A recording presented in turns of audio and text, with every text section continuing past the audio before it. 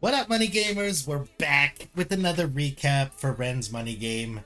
This is for Greed, which is the last of the sins. So this will be the final recap for the sins. There might be another recap coming for the whole entire thing with a collaboration with some of the people from Rencord. Haven't got that settled yet, but if that happens, it would be more of a breakdown of the seven sins and everything that we were working on and during the game on the Discord, in the voice channels, after the game was over, and we were still working on the next day. But we'll see if that comes out. This was the last day, the lead up to the final prize, and which led up into Ren's Money Game Part 3, which I'm super excited to see. I've not watched yet. I'm going to react to it right after I'm done with this recap. So let's just get right into this. Let's pull up the video. Sin 7. Greed. Greed plants the seed that will destroy us all if we succumb to greed. For today's challenge, you will not be working together. Congratulations on making it this far. I have one final challenge for you, the hardest yet. Somewhere on Earth, I have buried a suitcase which contains a mystery prize. It will be your job to find it. Hidden inside all of the previous riddles, you will find coordinates for a secret location. The first person to find these coordinates, who believes they can reach this destination by 6 p.m. tomorrow, email the address provided. If you are correct, and we are confident that you are up for the challenge, you will be provided with a link to live stream your journey to the world. This prize will not be insignificant. It will be life-changing. I want you to embody greed, become greed, and in turn, you will be rewarded beyond your wildest dreams. Now, my little crabs, I want you to scramble for one last time to win money. Let's go. All right, so when the website popped up, when the Money Game 3 website refreshed, we had that video, and then we also had this big string of text, like terms of service. I think he covered some of it. The first person to get the answer correct will be contacted. They'll discuss with them more details to make their journey safe. Only contact if you're able to reach the destination by 6 p.m.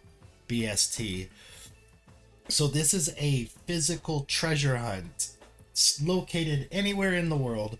So they didn't want somebody to come up with the answer and you live in, Las Vegas and the treasure is buried in Africa, unless you know somebody from Africa that could get to it. You know what I mean? So you will be required to live stream through a feed onto Ren Makes Music YouTube account. It's important you already have a smartphone that's capable of live streaming. Please make sure you have enough mobile data and a portable battery pack. We recommend that you have warm, waterproof clothing with strong footwear. You will not need to supply any digging tools for this challenge. If the first person can't meet the requirements, then the next correct person will be contacted. If you do get it right and we contact you, it will need to be not mentioned publicly anywhere due to safety concerns. And there was something else, I forgot where it was said. Maybe it was just said in the Discord, but they basically said, like, if you win and you tell anybody that you won, you will be disqualified and they'll move on to the next person. So the reason I was reading this is because we kept coming back to this. We recommend you have warm, waterproof clothing and strong footwear. And then we kept coming back to you have to have enough mobile data and portable battery pack when we're trying to solve these clues. There was some time where Las Vegas was one of the suggestions, and I'm like, you're not going to need warm, waterproof clothing here right now. It's 90 degrees. Like, you're just not going to. I can see waterproof if it was anywhere near any water, but warm weather, definitely not right now.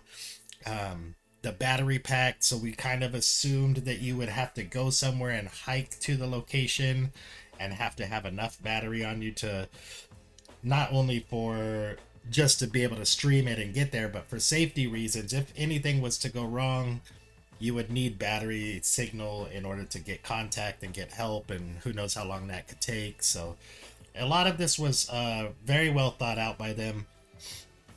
So what's the first step that we've done in every single money game situation so far? We went straight to the web page, and inside the source code we had these messages. What are you looking for here? Some binary that literally, I don't think anybody ever cracked the binary.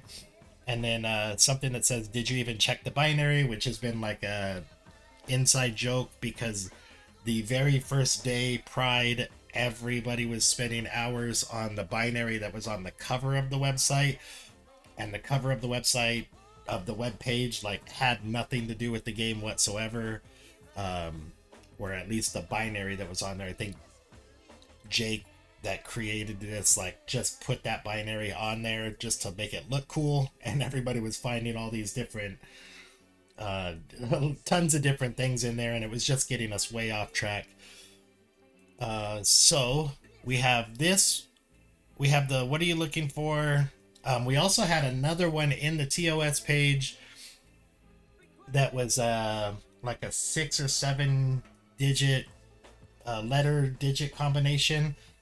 We found if you put that at the end, or I think somebody Googled it or something, but somebody figured out it was a website link on Amazon, and it led us to like just a random ass, if you've ever heard CKY music group, their webpage to buy their music. So that was like a dead end for us. The binary was a very long dead end. And then somebody found something in a JavaScript code that didn't lead to anywhere. And inside the JavaScript code was this crazy ass thing. So if you took this,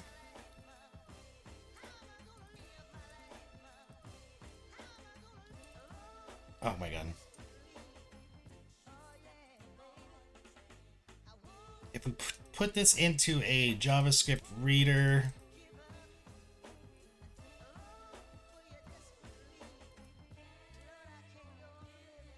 you could run it and it would come up with this code, right? So we had this code. Now, let me also preface this with, it took us a very, very long time until somebody found this JavaScript code. So we are working on all these different things. And a lot of us, because of the clues that Ren was giving about searching the past riddles to find the code, a lot of people were working on taking the numbers out of the passwords for pride and greed and gluttony, and or not greed, pride and lust and gluttony and all those. Using the passwords that we used to open it up, people were just trying to do 1,000 different combinations. So let's see, we go into, okay, so this code that we just got here, eventually somebody found out if you put it at the end of the MoneyGame website, oh dang it, if you put it at the end of the website, because the website has changed now, it goes straight to Ren's new video. I can't reenact it, but so you get this long code, and then this is, you go into here, I believe it was in the MD5 hash. I don't think that's right. Let's put it into here. If we go base 58. Yeah. Okay, so the first one, if you put that first JavaScript into the MD5 hash, that equates to being the end of the website code. So now we're going from base 58, put this code in here, we get this crazy scrambled code, which, like, because of the patterns of it, it was throwing a lot of people off. We were looking, it's a lot of just repeating stuff. eventually they figured out like, okay, you take off this one and you take off this one and then you only have these left. I don't know any of this stuff, so I'm just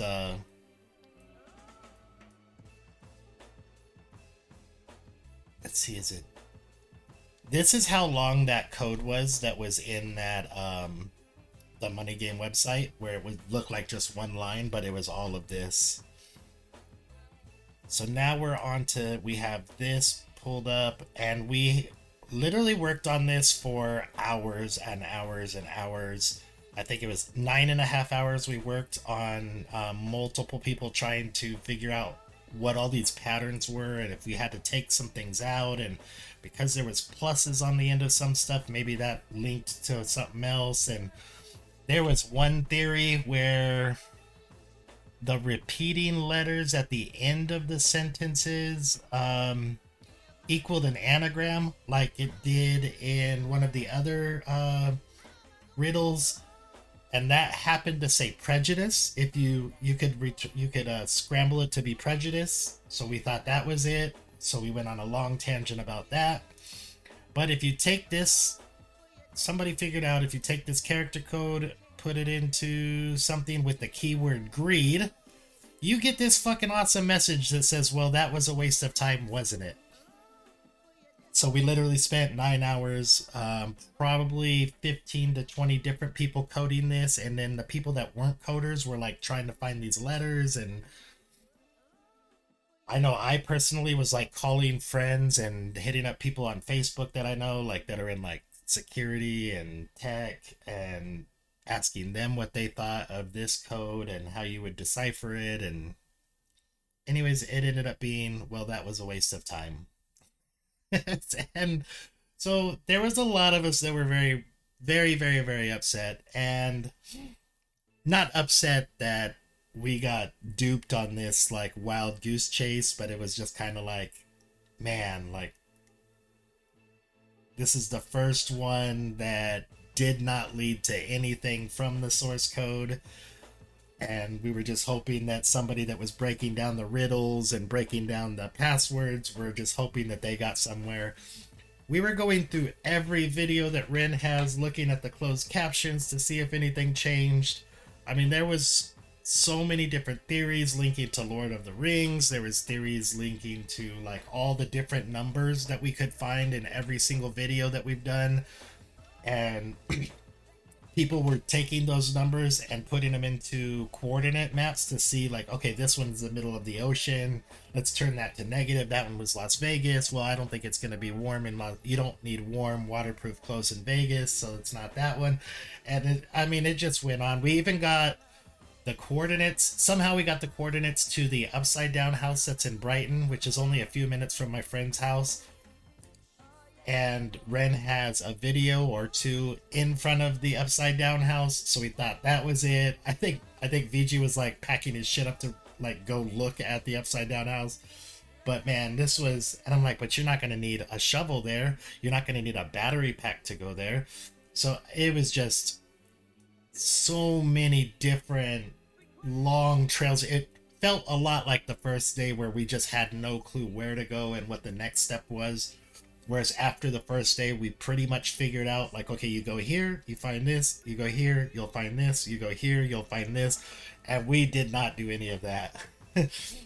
So after we got all the coding done, this is blank, all right. These are all the different strings of code.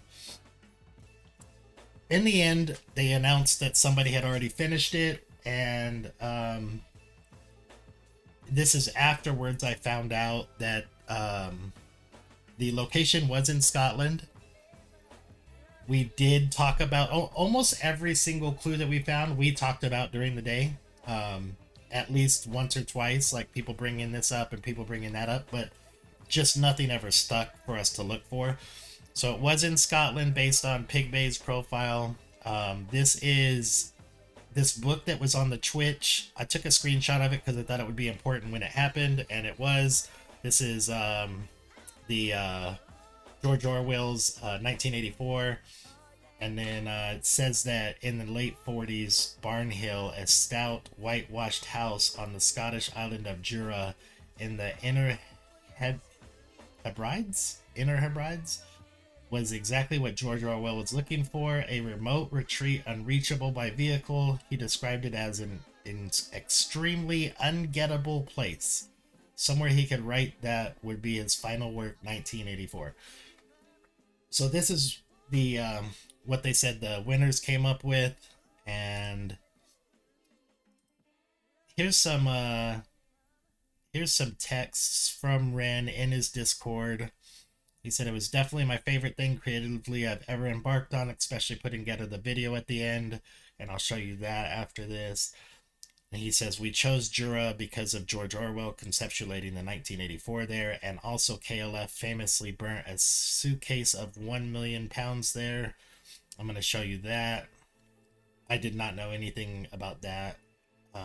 And I did hear that people were talking about that during the day, that some people were onto that. So, man, it's just one of those things where you get a lot of different clues told to you, or you hear a lot of different things. A couple people look into it but don't find the right connection, and then you just pass that up.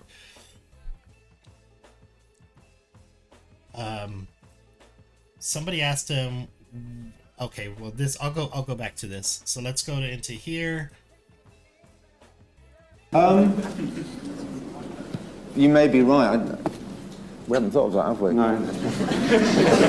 What you're left with, the film and the ashes, is art. Because it's got a million different reactions. You might have meant it to be rock and roll, you might have meant it to be anything or nothing. But what it's left with is art. We should have been celebrating. Because we got out really, really well. We did well. Nobody ripped us off. We came out in the black. We haven't had a flop, have we? No. And it was all just going like that. I mean, it's perfect. But for some reason, we came out of it feeling really awful. So we should have gone the whole hog, really. Well, we should have both died of a drugs overdose. Everything would have been fine. So that was that. So I did some more research on them. My wife was reading it to me. The KLF Foundation, or the KL Foundation, are the ones that did this as like a art piece to burn this $1 million, or it might have even been more, and then do like press conferences afterwards, and then they promised not to talk about it for like 23 years. I forget what year it was in when they did this, but they did it as like probably like a social experiment art thing, just to get people's reactions. And I guess this might have been like a dance group, or like a really famous group when they were younger, and that's how they got the money in order to do this. Still have to do some more research on it, but all right, so now we're gonna go into here.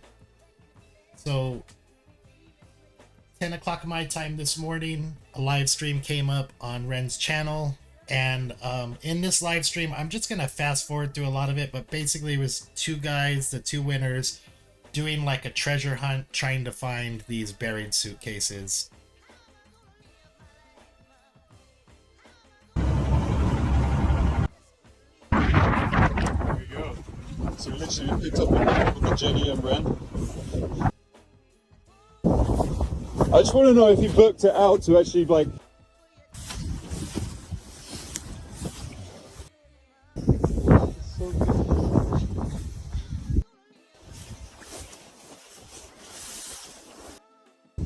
Well, I don't know how long we've been going, but oh no.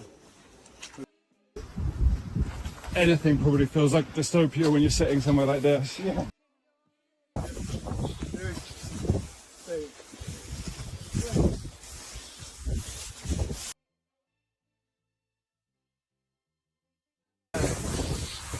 Going down.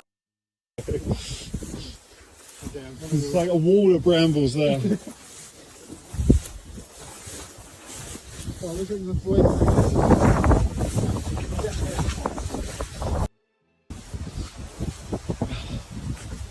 I've broken the path.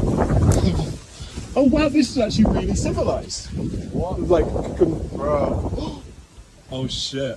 What is that? That's the flag from what's it called? From Animal Farm. Yeah, no, the battle of the True.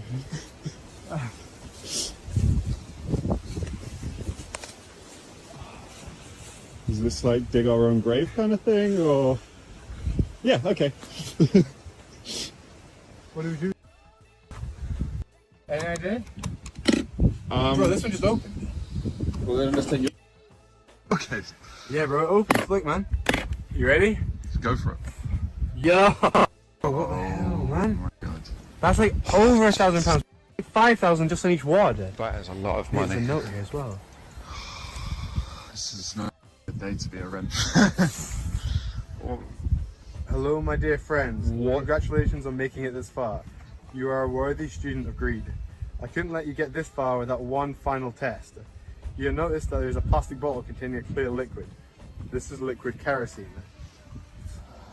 My glamorous assistant has supplied you with some matches.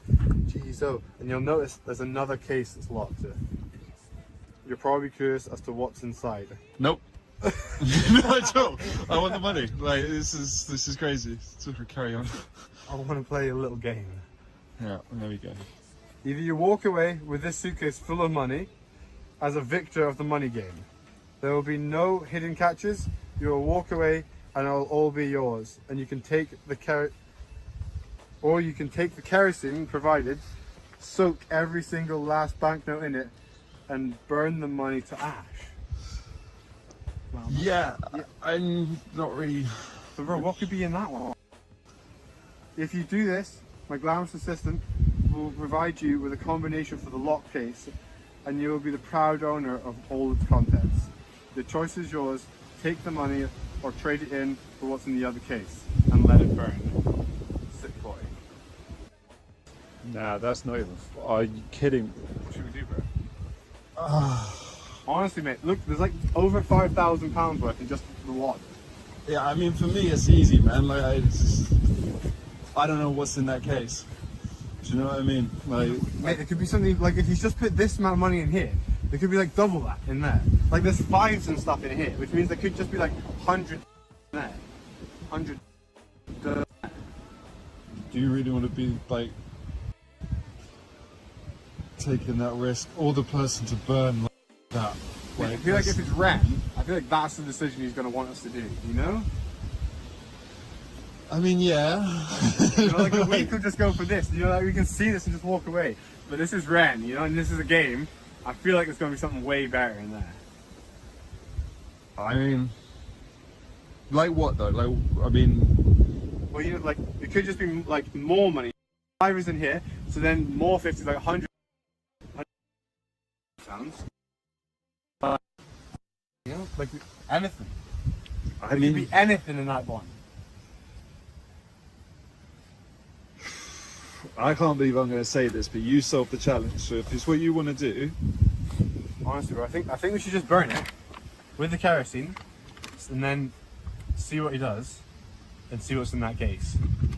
So I feel like Ren's not gonna favor the weak and go for this, you know? Like there's gonna be something better in there. I do appreciate that. Like, You know? yeah, Like thinking of Ren, what would he do? I mean, I know exactly what he would do here, and I know it's the money game, and I know it's more money than I've ever seen in my entire life. Yeah, look at that. Okay. Yeah? Look, if it's what you want to do, it's clearly what we're supposed to be doing. Yeah. I just... Yeah, I honestly think we should just send it. Okay. Yeah? Do you want to move it out of the way a little bit? Yeah, okay. Where are we doing it? Yeah? Yeah, as long as it's not going to like set on fire to the Bro, trees or Pigman. I hope you're happy about this, by the way. You ready, bro? He looks really happy. Yeah. He's super happy. Let's do it. Yeah?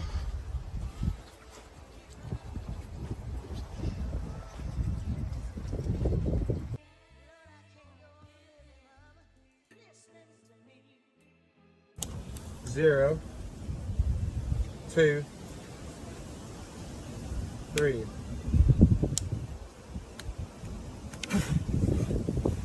Yo, that's hot, man. Jeez, oh. It's not gonna work, man. Okay, you ready? No. You are so ballsy for this. Oh, it's just fucking shells, man. What?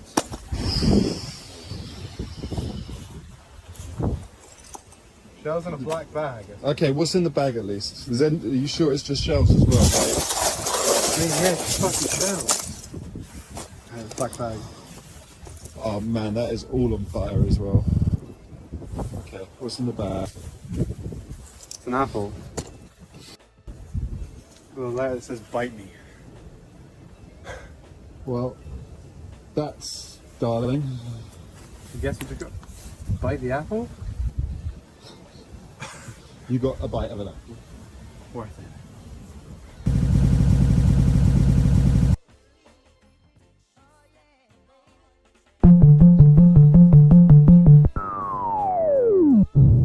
Let me tell you a story as old as time, the story of Adam and Eve. It starts with a God who wanted more. God had just created the heavens and the earth. He had the angels by his side, but they had no will of their own, and so the autonomy to love or reject him was never theirs. All but for one, the once called bringer of light, Lucifer, morning star. Lucifer was the fairest and most intelligent of all the angels. He was the closest thing to God's image, and in his likeness, Lucifer felt restless. He began to question and doubt God. He doubted the hierarchy opposed upon him. He felt God was arrogant.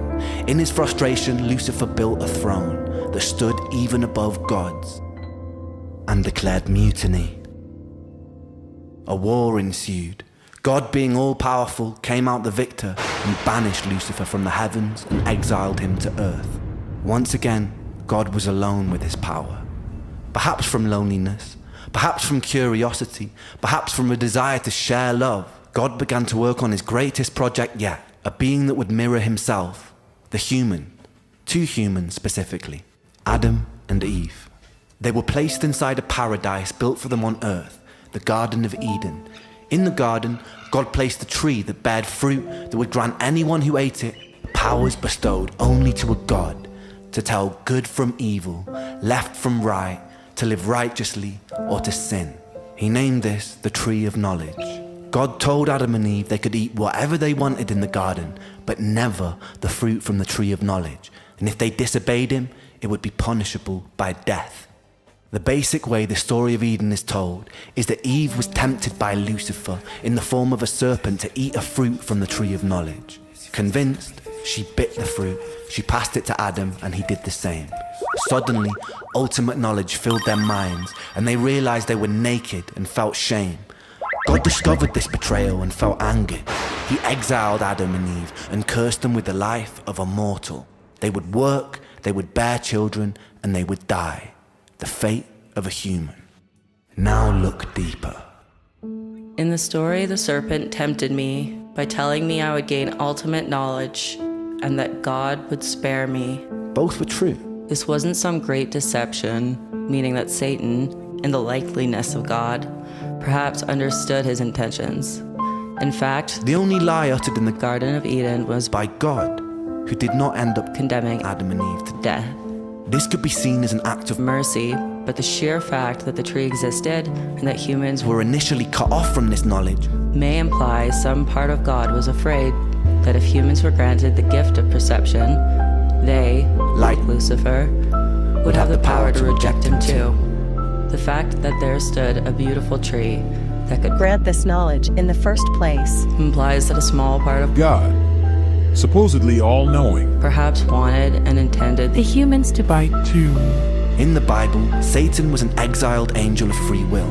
Humans are exiled descendants of Adam and Eve, also with free will. Not only have we shared a similar fate to the devil, we were also both constructed in the image of our Creator. Constructed in the image of our Creator. Meaning our behaviors, in some shape or form, imperfectly echo his. We could assume that this kind of God has his doubts, but as the most powerful being in the universe, he has no one above him to turn to with questions, and no one to doubt but himself, an incredibly lonely and isolating existence.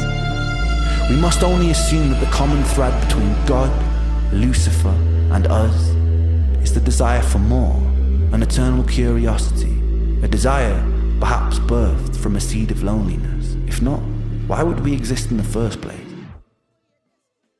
The constantly looping bittersweet irony is whether gifted by some omnipotent God or simply a byproduct of billions of years of evolution, here we stand in 2023 as creatures with free will. The only creatures that understand and define good from bad. Creatures with the potential of a God. And what do we do with that free will, my friends? We willingly walk to the edge of a cliff. In the name of progress, we jump off the precipice. The empires we build ravage the earth. The natural order of things are necessary to survive. Any systems which do not honor homeostasis eventually perish. Our free will overrides our own biological instinct. We can take more than we eat. We can kill more than we need. We can willingly create weapons with the potential to burn everything we've built to the ground. We willingly decide to bow at the altar of greed, the most insidious and destructive of all sins. We put our faith in corporations who pose as rulers. We willingly allow ourselves to be led by outdated power systems ran by corrupted politicians and bloated dictators who claim domain and dominion over an open and free land. We willingly elect the corrupted when the decision was always ours to build something better. We willingly create and impose separation because of beliefs that we are force-fed through our phones and television sets. We always had the will to reject these things, but we adhere to them as though they were the laws of physics. War, famine, pestilence, greed, these aren't things imposed upon us by an all-powerful God or by his demonic adversary. They are here because of us. Not because of free will, but because of our inability to use it.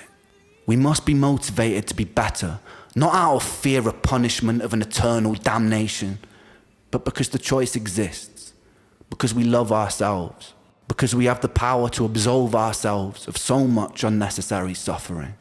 Take a second to be in this very moment. In this moment, how much suffering is happening all over the planet right now? How many people are dying of illnesses that could have easily been cured, but aren't because of the selfishness and greediness of humanity? How many people break their backs and reject their own passions to simply afford bills and food? How many of us crave distraction from existence? How many of us numb that pain in whatever way necessary? How many children are being abused? How many people sleep cold and hungry on the streets? How many of us become cogs inside a machine that is destroying itself? How many soldiers have been forced to fight in meaningless wars? How many humans have killed for ideals they don't believe in or understand? How many people have died for the greed of another man? And how much of this was avoidable? As written in the Bible, Satan was not condemned to hell. Satan was condemned to earth. He lives there amongst other creatures with free will, who always had the choice and still chose their own undoing. Ladies and gentlemen, this is our self-made hell. The bittersweet irony is this is a creation of our own design. I'll leave you with this. Consider what you have done here today. You have worked together as individuals collaborating to form a giant neural network, a hive mind capable of achieving incredible things. We have lent on each other's strengths to solve puzzles and decipher riddles, and we've done so to win money. Imagine applying that same spirit and determination to creating the closest thing we have to paradise here on Earth. By using the power of collaboration, we can work together to even the playing field for everybody. Our dystopias can become utopias. Our Jahannams can become Jannah. Our hells can become heaven, right here on Earth. And this sentiment applies to atheists, agnostics, and believers alike. Myself, I'm an agnostic who believes. I believe in us. We must do better because we can choose to.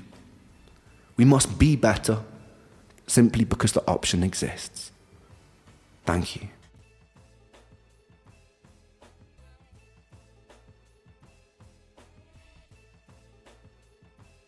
You have it. Man, second time I watched it, it teared me up a little bit. So, man, this one was very, very open to interpretation. whether or not the final day was actually just a art piece and we really were just solving puzzles for no reason, and it already had the videos made, and you know, I'm just gonna leave it up to you guys to decide on your own what you think. But in the end, the message is still the same, whether it was a real game or not. And I know for a fact the first 6 where he said it was $1,000, those 6 people won the $1,000 for sure. Because I've talked to most of them to try to figure out like parts of the game. But yeah, it's so beautiful, and it was so cool that all of this led to that, and it all had a story at the end. And he just has such an artistic way of speaking to people, and you don't see a lot of artists these days that try to have this type of message that it gives to his fans and wants to spread around. And I mean, he's built, I would say that some people, once they get their platform through sports or through music or through, you know, whatever it is, try to come up and say some things, but it usually doesn't really seem authentic, and those people usually have ulterior motives. And when it's coming from somebody who has built their platform off of this, it's much easier to digest, and it's much more believable that this is a sincere how he feels and how he wants to see the world. It's just really dope. And like I said, I'll let you come up with your own theories, and whether you believe the game was real or not at the end, or if it was scripted, or if they were actors, or if somebody really won a prize. All of that to me doesn't matter, because in the end the message was the life-changing prize for me. And just the whole journey playing the game, and getting onto Ren's Discord and speaking with Ren on a daily basis, speaking with his team on a daily basis. I mean, what we did together, like he said in the video, like coming together as a neurological hive, or however he said it, he's a lot smarter than I am, to solve these puzzles and riddles the way that we did was just insane. I met some people that I know are going to be my friends for a very long time, just through playing this game and teaming up with them, trying to solve some stuff. And it's such a dope community, and it's such a dope leader of that community to build this concepts and try to make these changes. And he's very, very in touch with his fans, and talks to you in Discord. I fingers crossed, I don't want to jinx it, but I might be hanging out with him in a couple weeks, so that'd be kind of cool. But yeah, oh, what a great freaking day. I'm really sad that it's over, but it definitely like lost a lot of sleep and didn't perform very well at work. And my wife knows that I've been locked in this room for 2 weeks trying to put together these recaps, and on Discord talking with you guys and trying to solve puzzles. So I'm a little relieved that it's over, but I'm also going to be real sad that now, from now on, everything is going to be a puzzle and a riddle, and I'm going to be trying to solve everything. And it was a lot of fun, and it was really fun meeting everybody and all you guys that have been watching these videos. I really appreciate it. I'm glad that they helped a lot of people do these puzzles. And yeah, I'm just rambling. I'm gonna go watch MoneyGame 3 now and go post that reaction. So love you guys. Peace.